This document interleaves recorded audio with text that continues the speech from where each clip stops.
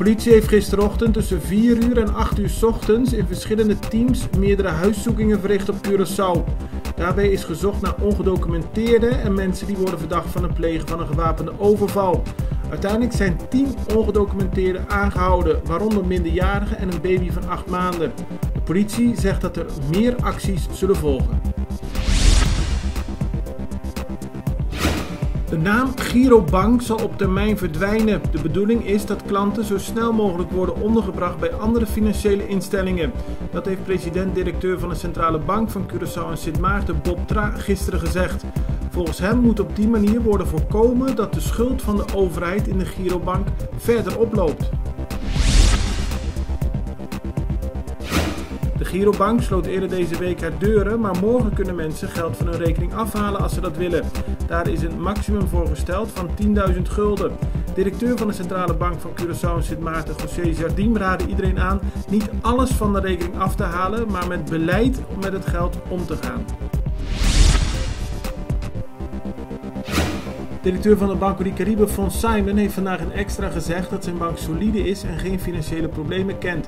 Hij reageert daarmee op negatieve berichten op sociale media die waren ontstaan nadat Banco di Caribe bekend had gemaakt het filiaal in Punda te gaan sluiten. Er zouden minder cliënten komen. Banco di Caribe heeft volgens Simon de afgelopen dagen juist veel aanvragen gekregen van oud-cliënten van de Girobank die een nieuwe rekening willen openen. Ook de MCB heeft gezegd dat er meer mensen zijn gekomen die geen vertrouwen meer hebben in de Girobank. De MCB staat open voor nieuwe cliënten. De rechter heeft gisteren bepaald dat de krant Amigo op korte termijn een rectificatie moet plaatsen. De middagkrant heeft 2 keer geschreven dat korpschef Mauricio Sambo wordt beschuldigd van het plegen van relationeel geweld. Volgens Sambo is dat niet correct. Hij stapte hiervoor naar de rechtbank en de rechter gaf hem gelijk. Minister van Verkeer, Vervoer en Ruimteontwikkeling Zita Jezus Leitu tekende gisteren vergunning voor het Corendon Mangrove Beach Resort voor de tweede fase.